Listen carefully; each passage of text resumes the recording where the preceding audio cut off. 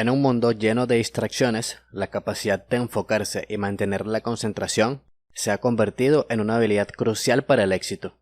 Existen dos conceptos muy importantes relacionados con la productividad: el trabajo profundo y el trabajo superficial. Es muy importante aprender a diferenciar entre estos dos tipos de trabajo, para poder ser más productivos y poder alcanzar nuestras metas lo más pronto posible. Pero exactamente, ¿qué es el trabajo profundo? El trabajo profundo es aquel que requiere de nuestra completa atención y concentración para realizar tareas cognitivamente exigentes. Durante el trabajo profundo, somos capaces de entrar en un estado de flujo, donde nos olvidamos de todo lo demás y nos enfocamos completamente en la tarea que estamos realizando. Aquí nuestra mente trabaja al máximo de su potencial. Algunas características del trabajo profundo son: número 1. Se está libre de distracciones. Esto implica desconectarnos de llamadas, correos, redes sociales y desactivar notificaciones innecesarias. Número 2. Se requiere de alta concentración, ya que nos sumergimos en tareas complejas y cognitivamente exigentes. Y número 3. Aporta valor significativo, ya que nos permite generar resultados valiosos en poco tiempo. Algunos ejemplos de trabajo profundo incluyen escribir un libro, realizar una obra de arte, aprender un nuevo idioma o desarrollar un código de programación complejo, por mencionar algunas de las actividades relacionadas con el trabajo profundo. Algunos de los beneficios del trabajo profundo son que aumenta la productividad, la creatividad y la satisfacción personal. Ahora que entendemos lo que es el trabajo profundo, exactamente ¿qué es el trabajo superficial? En contraste con el trabajo profundo, el trabajo superficial es la realización de tareas que no requieren de un alto nivel de concentración y que pueden ser interrumpidas fácilmente. En otras palabras, el trabajo superficial son tareas que podemos realizar incluso cuando estamos distraídos. Algunas características del trabajo superficial son las siguientes. Número 1. Son actividades repetitivas y fáciles, ya que no requieren mucha concentración. Número 2. Por lo general aportan poco valor. A menudo no generan resultados significativos. Y número 3. Son tareas subcontratables o copiables. En otras palabras, otras personas pueden hacerlo fácilmente.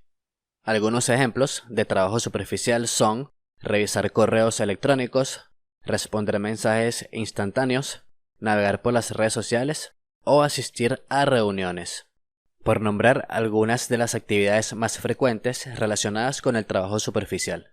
Como principal desventaja, tenemos que interrumpir la actividad más importante para atender otras menos relevantes, disminuye la capacidad de concentración, aumenta el estrés y la sensación de estar abrumado.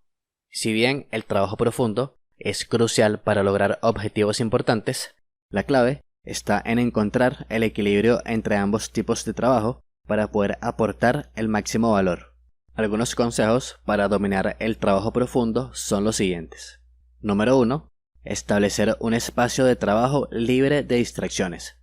Debido a que algunas personas se concentran mejor con música, se recomienda música instrumental sin letra o sonidos de la naturaleza.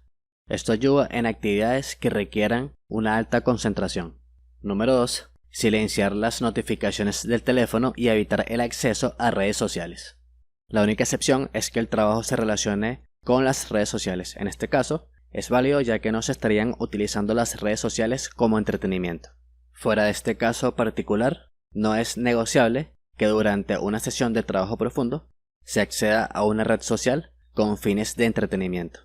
El consejo número 3 es establecer bloques de tiempo para el trabajo profundo y el trabajo superficial. Para iniciar, se puede dividir la jornada de actividades en 2 bloques, cada uno no mayor a 4 horas. El primer bloque se recomienda que sea de trabajo profundo. En este bloque realizaremos la actividad más importante y mentalmente demandante del día. Es posible que esta actividad esté dividida en pequeñas tareas que estén relacionadas. El siguiente bloque de actividades, y luego de un merecido descanso, será para realizar el trabajo superficial, en el cual responderemos correos, haremos llamadas o asistiremos a reuniones. Siguiendo estos 3 consejos, será mucho más fácil poder seguir avanzando en nuestros objetivos. se puede decir que el trabajo profundo es una habilidad esencial para el éxito en el mundo actual. Al aprender a diferenciar entre el trabajo profundo y el trabajo superficial e implementar estrategias para aumentar nuestra capacidad de realizar trabajo profundo, podemos ser más productivos, creativos y exitosos. Para finalizar, y como actividad de esta lección, quiero dejarte con dos preguntas. La primera, ¿qué desafíos has encontrado al tratar de concentrarte? Y número 2, ¿qué estrategias utilizas para realizar trabajo profundo, en el caso de que las utilices? Puedes compartir tus comentarios en la sección de preguntas y respuestas o en la comunidad de Telegram. Recuerda que no hay respuestas incorrectas. Estás en un espacio seguro para compartir o intercambiar ideas.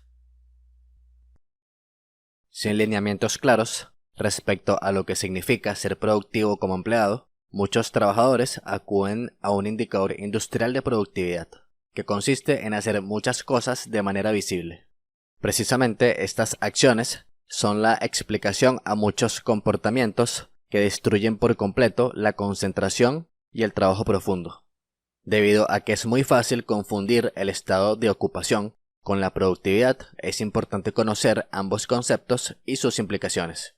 Estar ocupado se refiere a llenar nuestro tiempo con actividades, sin importar si éstas realmente nos acercan a nuestras metas o nos generan valor.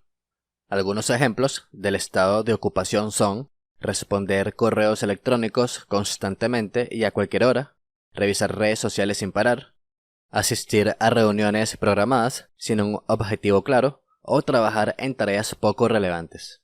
Estos comportamientos darán la apariencia pública de estar ocupado. Si se usa ese estado de ocupación como sustituto de la productividad, esos comportamientos parecerán indispensables para convencerse a sí mismo y a los demás de que está haciendo bien su trabajo. Sin embargo, ser productivo significa enfocarse en aquellas actividades que realmente nos ayudan a alcanzar nuestros objetivos y generan resultados tangibles. Algunos ejemplos de productividad son terminar un informe importante, finalizar un proyecto que te acerca a una meta, aprender una nueva habilidad que te ayudará en tu trabajo, o dedicar tiempo a actividades que te apasionan. Estos comportamientos te convierten en una persona productiva que ejecuta un plan preciso para alcanzar un objetivo en el menor tiempo posible. Algunas diferencias clave entre el estado de ocupación y la productividad son: la ocupación se centra en la actividad y no en el resultado. Además, la ocupación puede crear una falsa sensación de logro. En cambio, la productividad se centra en el resultado y no en la actividad. Por lo tanto, es la productividad la que te lleva a alcanzar tus metas. Ahora que entendemos lo que es la ocupación y la productividad, veamos las siguientes situaciones. La primera situación es de un estudiante en estado de ocupación que pasa horas estudiando para un examen, pero no revisa el material de manera efectiva y no obtiene buenos resultados. Mientras que un estudiante productivo utiliza menos tiempo para estudiar, ya que se enfoca en los conceptos clave y utiliza técnicas de estudio efectivas, obteniendo mejores resultados en el examen. La siguiente situación es de un empleado en estado de ocupación que responde correos a cualquier hora y luego intenta hacer las tareas importantes, pero siempre es interrumpido por nuevos correos y los responde aunque no sean urgentes. Mientras que un empleado productivo trabaja en bloques y dedica las primeras 4 horas de su jornada al trabajo profundo, enfocándose en las tareas más demandantes del día, para luego en el siguiente bloque dedicarse al trabajo superficial. De esta forma, siempre será posible atender todas las actividades que sean importantes y urgentes, para luego atender actividades que sean menos relevantes, sin comprometer el rendimiento ni los resultados. Como consejos a poner en práctica para aumentar la productividad, tenemos lo siguiente. En primer lugar, establece metas claras. Define qué quieres lograr y cuándo quieres lograrlo. De ser posible, divide lo que quieres lograr en pequeñas tareas. En segundo lugar, una vez que ya hayas identificado las tareas que te van a llevar al objetivo principal, identifica las tareas más importantes y concéntrate en ellas primero. En resumen, estar ocupado no significa ser productivo, ya que podrías estar dedicando tiempo a tareas que aportan poco valor. La productividad se trata de hacer las cosas correctas de la manera correcta, para alcanzar objetivos de alto valor. Las leyes matemáticas de la productividad son fórmulas que explican el momento exacto en el que el cerebro es inefectivo. Por lo tanto, estas leyes responden al comportamiento del cerebro. Cada cerebro es un mundo, y la productividad personal depende de variables como los hábitos adquiridos, necesidades, personalidad o circunstancias de cada persona. A pesar de esa singularidad, se dan una serie de puntos comunes a toda la humanidad que permiten enunciar una serie de leyes generales para la administración del tiempo y la productividad que aplican en mayor o menor medida para todo el mundo. Estas leyes y teorías fueron formuladas por economistas, filósofos, historiadores y psicólogos que mediante la observación del comportamiento humano frente a los retos del trabajo y la productividad proponen distintas leyes que definen estrategias de organización o prácticas que hacen que una persona sea más productiva. A continuación veremos cuáles son las principales leyes matemáticas relacionadas con la productividad. La ley Yerkes-Dodson describe cómo el pico de rendimiento de una persona se sitúa justo en el punto de equilibrio entre la falta de interés y una situación de estrés agobiante representado por una U invertida. Un buen ejemplo puede ser cuando invitas a alguien a casa el fin de semana. Probablemente el lunes no te apetecerá para nada limpiar la casa, pero una hora antes de que llegue la visita tu instinto será comenzar a limpiarlo todo de forma atropellada. Probablemente el punto de mejor rendimiento habría sido en algún momento entre el jueves y el viernes. Para evitar los extremos de falta de motivación y estrés agobiante, lo más recomendable es organizar tu día en una lista de tareas planificada con criterios de urgencia, importancia y prioridad. La ley de Illich, o ley de los rendimientos decrecientes, describe la caída de la productividad a medida que se le dedica tiempo a una determinada tarea, hasta hacerla improductiva primero y de mala calidad después. La solución que se recomienda para evitar el descenso de la productividad al realizar una determinada tarea es limitar el tiempo que se le dedica. Una buena estrategia para evitar caer en el comportamiento que enuncia esta ley es dividir las tareas tediosas en varias más pequeñas y ligeras. De ese modo, las tareas se pueden concatenar, insertando descansos intermedios que minimizan el cansancio y con él la caída de la productividad. La ley de Carlson, también conocida como la ley de secuencias homogéneas, es muy diferente a las anteriores, ya que no tiene en cuenta el cuánto trabajas, sino el cómo trabajas. Esta ley se basa en el principio de que trabajar de forma ininterrumpida en una tarea es más eficiente y consume menos tiempo que hacerlo con interrupciones. Durante los estudios, Carlson observó que los empleados tenían dificultades para mantener la concentración durante más de 20 minutos seguidos debido a las constantes interrupciones de sus compañeros con llamadas y reuniones. Gracias a los estudios de Carlson se pudo determinar que la multitarea es el mayor enemigo de la productividad, y se recomienda agrupar tareas afines en bloques y realizarlas sin interrupciones, tomando pequeños descansos entre ellas. En resumen, esta ley se basa en crear un escenario de trabajo profundo, liberándote de interrupciones innecesarias durante un periodo, al tiempo que estableces pequeños descansos para que la fatiga no disminuya tu productividad. En las siguientes lecciones estaré explicando más leyes y reglas relacionadas con la productividad. Por lo general, escogemos hacerlo fácil antes que lo difícil, y escogemos hacer lo que sabemos o lo que conocemos antes que hacer algo nuevo. Este comportamiento tiene una explicación científica y se llama ley de Laborit. La ley de Laborit nos dice que los humanos tendemos a evitar las tareas más incómodas o difíciles y en su lugar hacemos actividades placenteras o de bajo esfuerzo. En otras palabras, priorizamos la gratificación inmediata sobre las tareas importantes. Como ejemplo tenemos lo siguiente. Imagina que tienes un proyecto importante, pero en lugar de comenzarlo, decides organizar tu escritorio, responder correos o incluso desplazarte en las redes sociales. Y al cabo de unas horas o al final del día, te das cuenta que no avanzaste en lo que realmente era importante. A continuación, te compartiré 3 estrategias sencillas para usar esta ley a tu favor. La primera estrategia consiste en empezar por lo más difícil. En este caso debes identificar la tarea más importante del día y hacerla primero, cuando tu energía y enfoque están en su mejor momento. La segunda estrategia consiste en dividir tareas grandes en bloques de actividades más pequeños. De esta forma es más fácil enfrentarse a tareas difíciles cuando se fragmentan en acciones concretas, reduciendo la sensación de estrés. La tercera y última estrategia consiste en recompensarte al avanzar.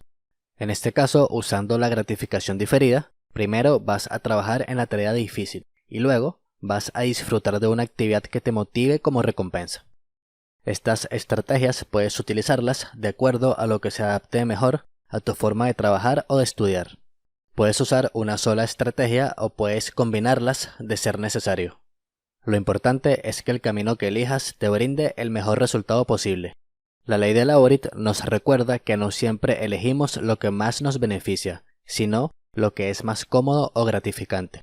Si trabajas en cambiar este hábito y empiezas cada día enfrentando lo más difícil, verás cómo tu productividad mejora, aumentas tu satisfacción y reduces el estrés. Cuando llegas a la oficina por la mañana, ¿qué es lo primero que haces? La mayoría de las personas toman un café, revisan el correo electrónico y definen las tareas para el día. Uno de los principales desafíos es identificar lo que se debe hacer primero. Si se aplica la ley de Laborit, podemos iniciar primero con lo más difícil. Sin embargo, no todas las tareas difíciles aportan el mismo nivel de resultados. Por lo tanto, es importante saber determinar las tareas de mayor impacto que van a influir en nuestra productividad. Para este tipo de situaciones se puede aplicar el principio o ley de Pareto, también conocido como la regla del 80-20. Esta permite determinar y priorizar las tareas de mayor impacto a fin de aumentar la productividad a lo largo del día. La ley de Pareto establece de forma general que para muchos resultados, el 80% de las consecuencias provienen del 20% de las causas. En otras palabras, un pequeño porcentaje de causas tiene un efecto significativo en nuestros resultados. Es importante entender este concepto porque puede ayudar a identificar qué iniciativas priorizar para lograr mayor impacto. Este principio se puede aplicar en muchos ámbitos de la vida, como la economía, la política, la administración de empresas, el control de calidad, la logística, la ciencia y la tecnología. Cuando se formuló la ley de Pareto, se observó una relación en la distribución de la riqueza en la sociedad, donde el 20% de la población poseía el 80% de los recursos económicos. Aplicando esta ley a los negocios, se tiene que el 80% de los ingresos suele venir del 20% de los clientes. En el caso de la productividad, el 20% de las tareas generan el 80% de los resultados. Esto no es una regla rígida, pero es una gran guía para identificar lo que es realmente importante. Si tu trabajo puede segmentarse en partes más pequeñas, el principio de Pareto te ayudará a identificar las actividades más relevantes basándose en el resultado. Teniendo esto en cuenta, veamos cómo aplicar el principio de Pareto a nuestra vida diaria en solo 3 pasos. El paso número 1 consiste en identificar lo esencial. Para ello, haz una lista de tareas o actividades y pregúntate cuáles son las que generan el mayor impacto. Si eres estudiante, tal vez el 20% de los temas cubren el 80% del examen. El segundo paso consiste en eliminar lo innecesario. Por lo tanto, debes dedicar menos tiempo a lo que no agrega valor. Enfócate en las tareas clave que hacen la diferencia. El tercer y último paso consiste en optimizar tu energía. Siempre trabaja en tus prioridades cuando estés más enfocado y deja las tareas secundarias o de trabajo superficial para después. Es importante resaltar que la ley de Pareto nos enseña que no todo tiene el mismo peso. Si identificas y te enfocas en ese 20% clave, puedes lograr mucho más con menos esfuerzo. Si alguna vez has postergado un proyecto hasta el último minuto, a pesar de que sabías que solo te tomaría unas pocas horas realizarlo, ya has aplicado la ley de Parkinson. La ley de Parkinson establece que el trabajo se expande hasta que ocupa por completo el tiempo destinado para su realización. Esto implica que mientras más tiempo tenemos para realizar una tarea, mayor es la pérdida de tiempo. Y cuando tenemos menos tiempo, aumenta la productividad. Existe una interrogante a la que da respuesta la ley de Parkinson, y se refiere a por qué el trabajo se expande hasta ocupar todo el tiempo disponible. Los estudios sugieren que cuando se nos asigna una tarea, pensamos en el tiempo que tenemos disponible para realizarla en lugar del tiempo que realmente necesitamos, lo cual nos hace perder mucho tiempo y obtenemos resultados ineficientes. A menudo, esta es la razón por la que las personas tendemos a tomarnos todo el tiempo que se nos asigna para realizar una tarea, incluso si no requiere tanto tiempo. La ley de Parkinson se aplica a casi todos los ámbitos. Nadie es inmune a esta ley hasta que la reconoce y encuentra formas de combatirla personalmente. Afortunadamente, existen varias formas de lidiar con la ley de Parkinson. Sin embargo, el tipo de trabajo que realices determinará cómo podrás combatirla. Para que esto pueda funcionar, es importante centrarte en el trabajo de alto impacto, en lugar de pensar en el tiempo que le dedicas. Esto puede ayudarte a aumentar la productividad. Teniendo esto en cuenta, a continuación, te explicaré los 3 pasos que debes seguir para combatir la ley de Parkinson. El primer paso consiste en planificar tu trabajo de forma estratégica. Para ello, debes crear un plan detallado para estimar cuánto tiempo tomarán las tareas. El siguiente paso es establecer tus propios plazos. Aquí debes calcular cuánto tiempo necesitas para establecer plazos realistas. En este caso no es un plazo definido por el jefe o el cliente, ya que es importante estar consciente de nuestro nivel de habilidades. El tercer y último paso consiste en usar una herramienta de gestión de tareas. Aquí solo debes establecer las fechas de entrega, gestionar las prioridades y hacer un seguimiento de las tareas de principio a fin.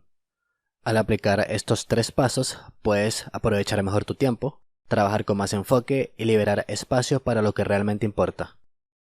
Es importante tener en cuenta que la ley de Parkinson nos enseña que el trabajo se expande para ocupar todo el tiempo que le damos.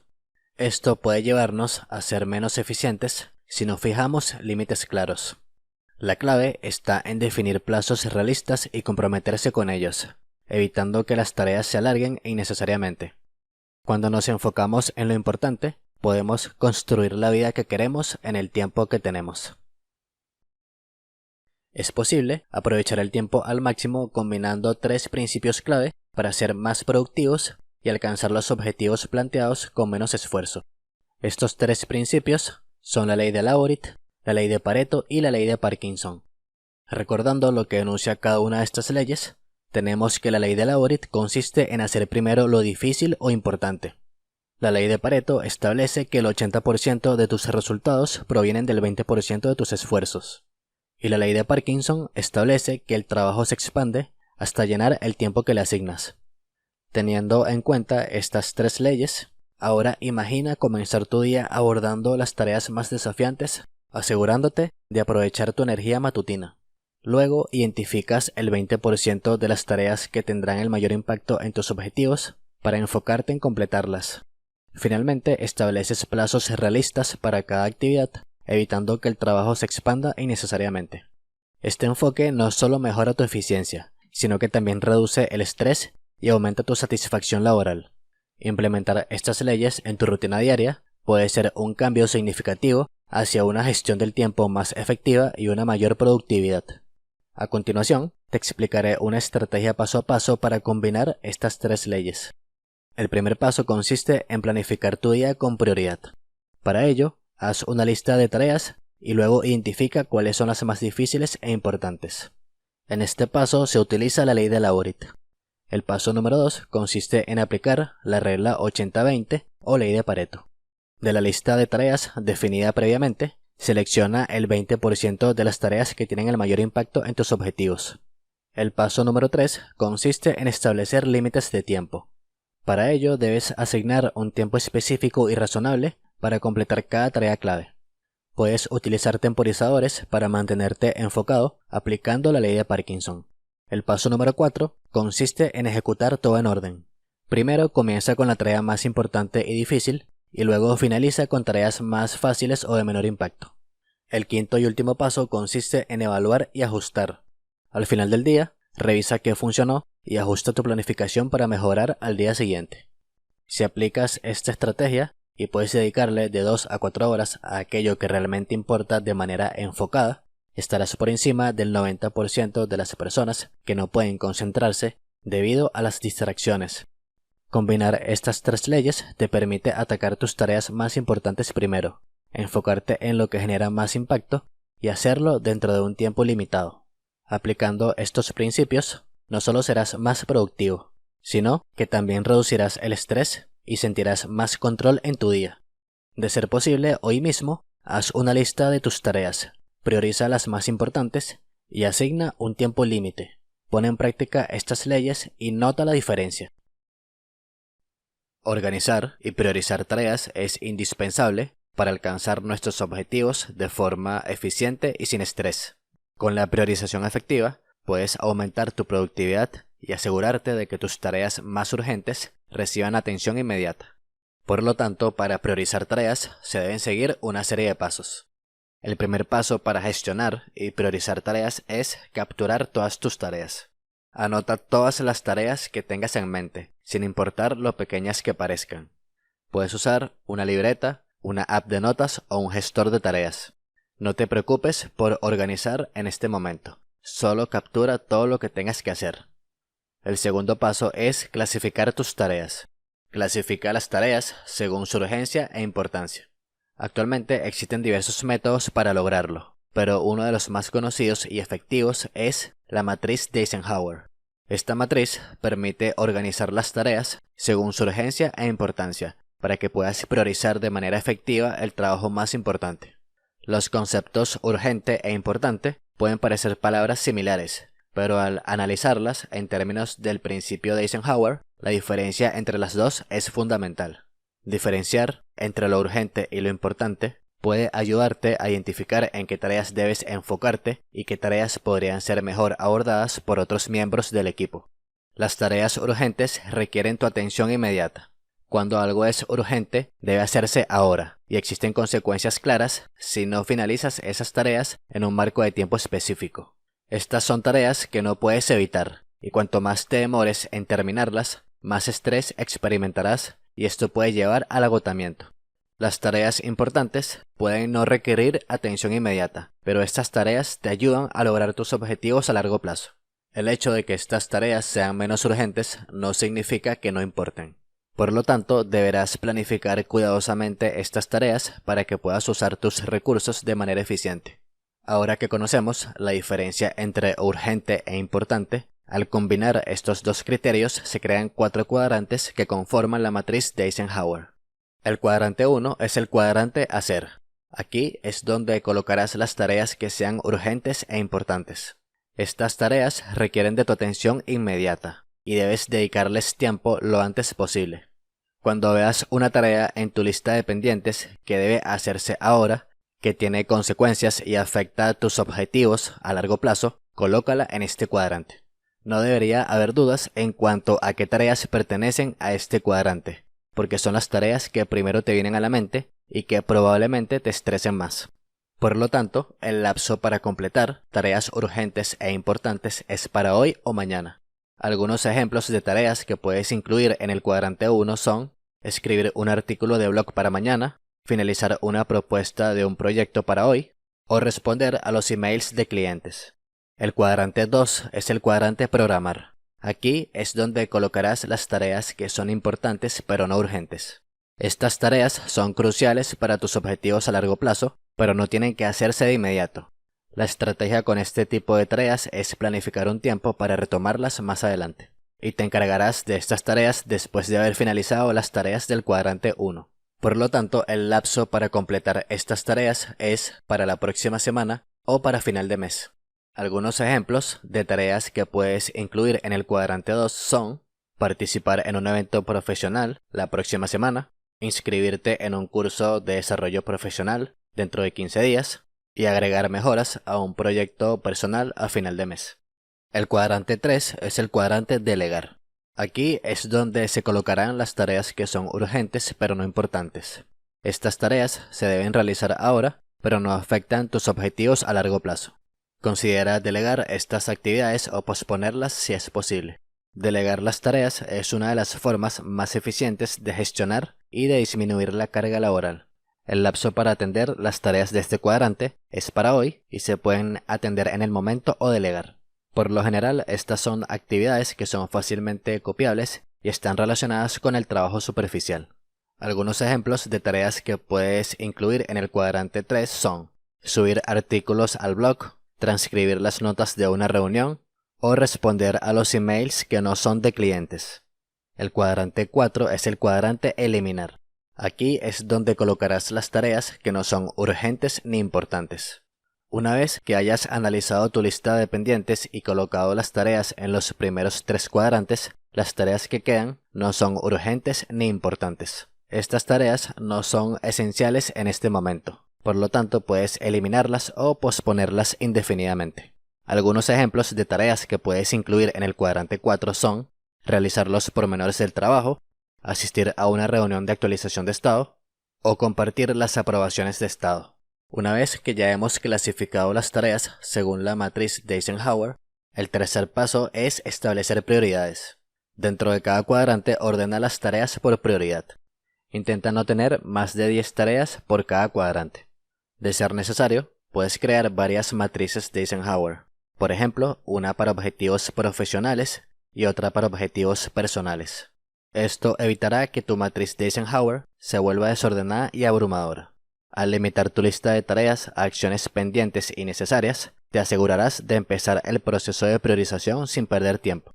Las tareas del cuadrante 1 son las de mayor prioridad y deben ser las primeras en completarse. Luego sigue con las tareas del cuadrante 2, luego las del 3 y finalmente las del 4. Como actividad de esta lección, aplica los 3 pasos que hemos visto hasta el momento para gestionar tareas y establecer prioridades.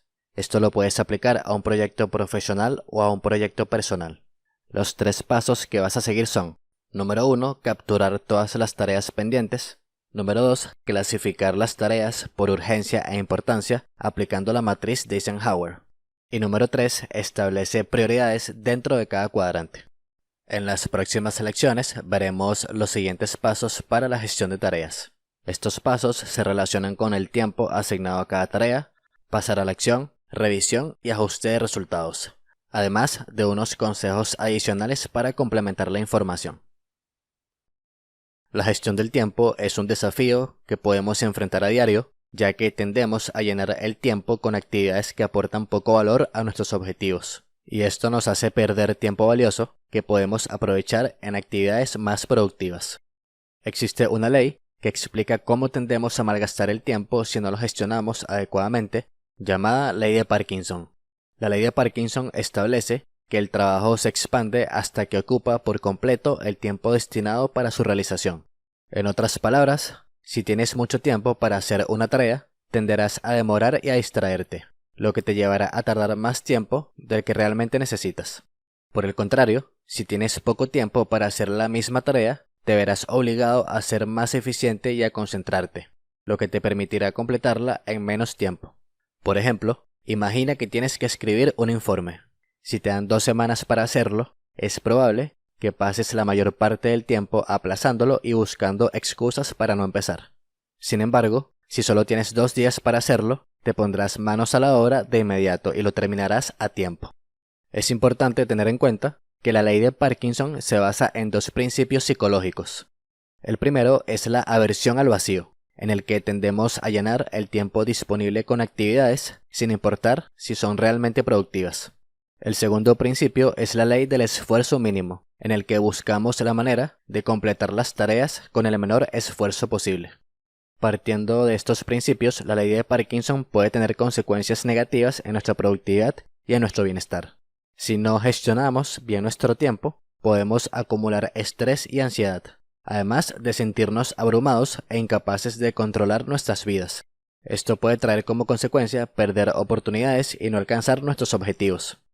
Ahora que ya conocemos la ley de Parkinson, te voy a explicar cómo aplicarla a tu vida diaria para ser más productivo.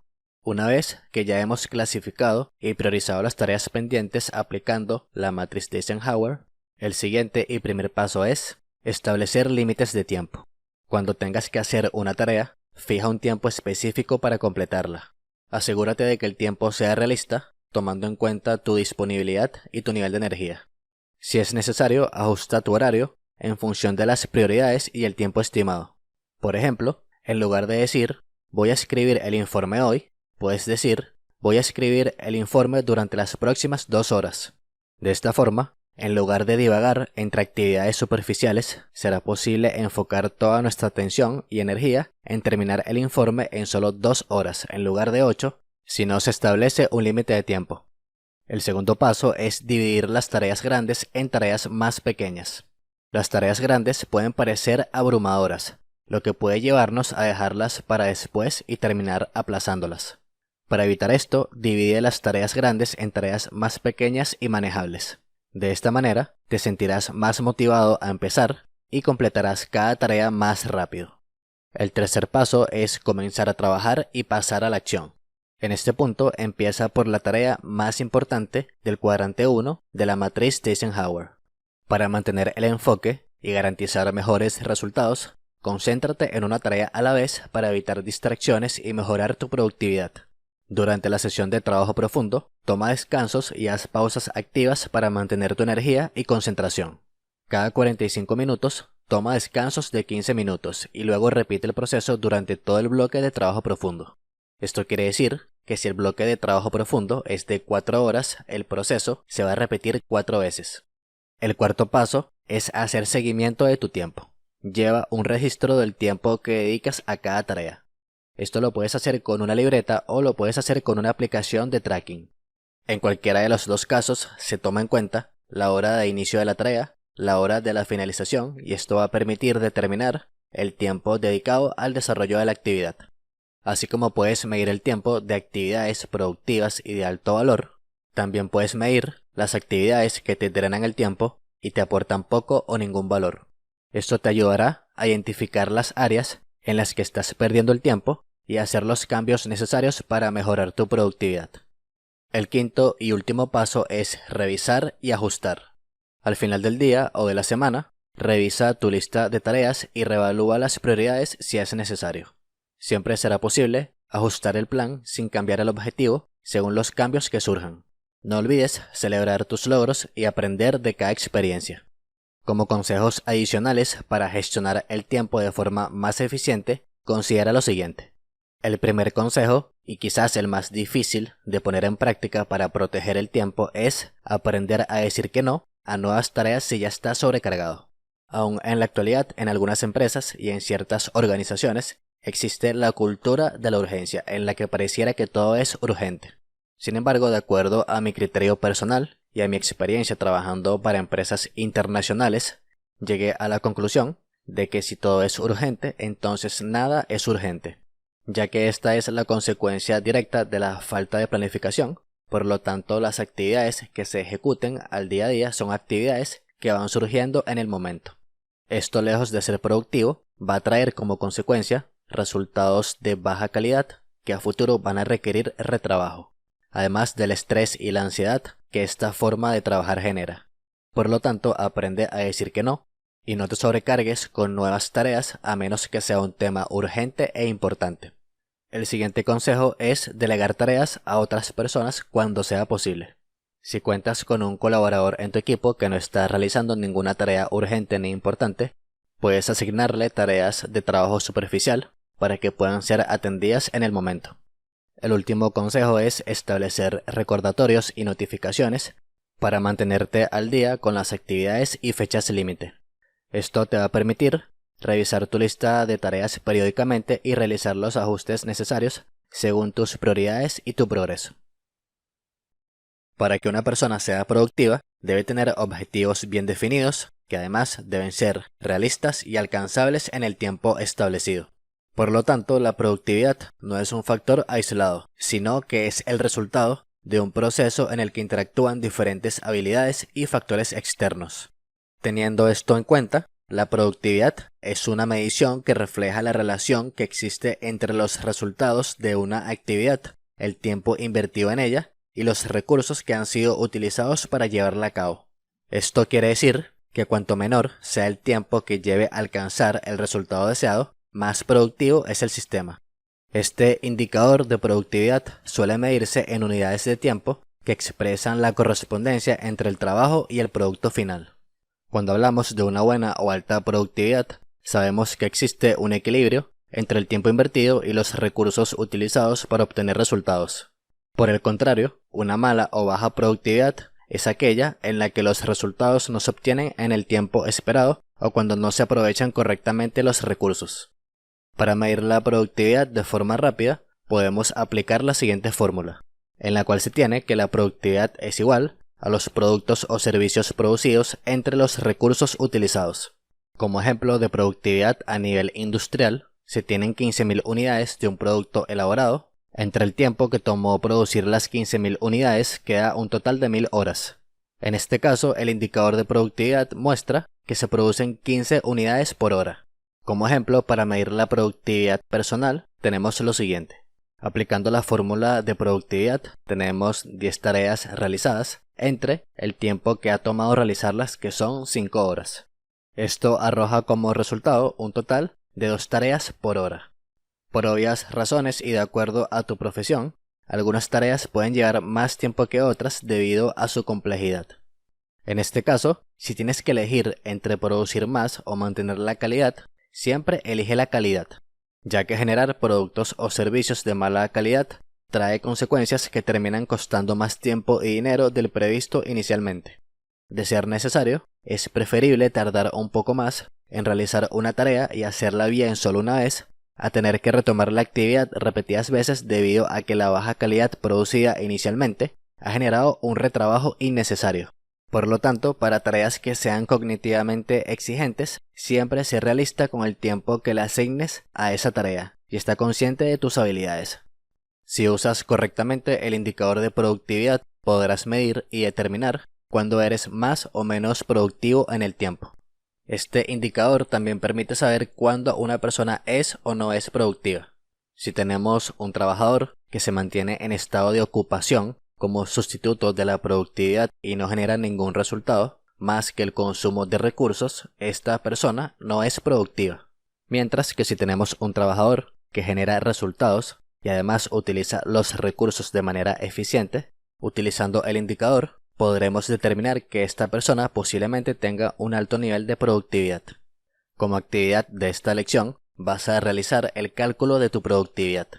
Para calcular tu productividad, selecciona y ejecuta actividades de la matriz de Eisenhower.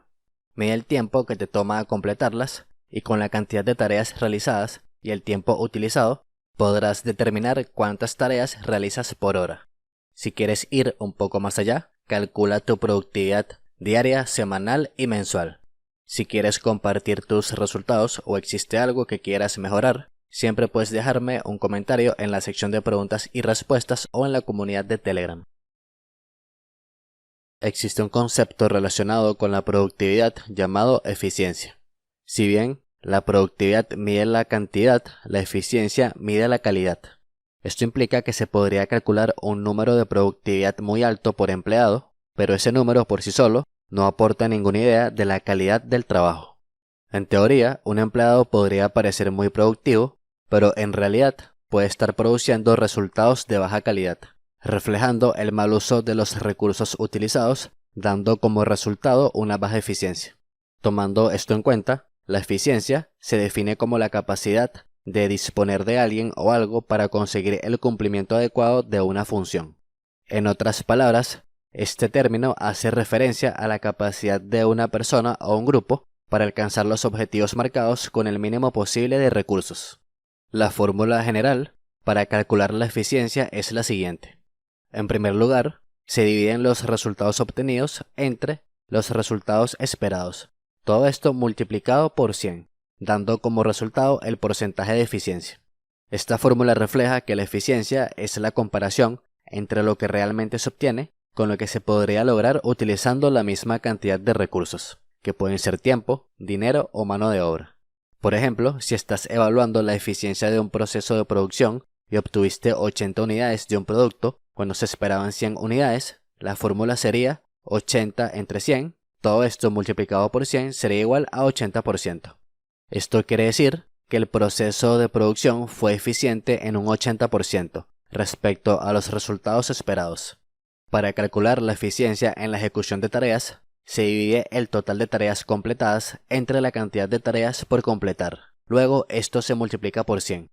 Cuanto más cerca esté el número final del 100%, más eficiente es una persona ejecutando tareas.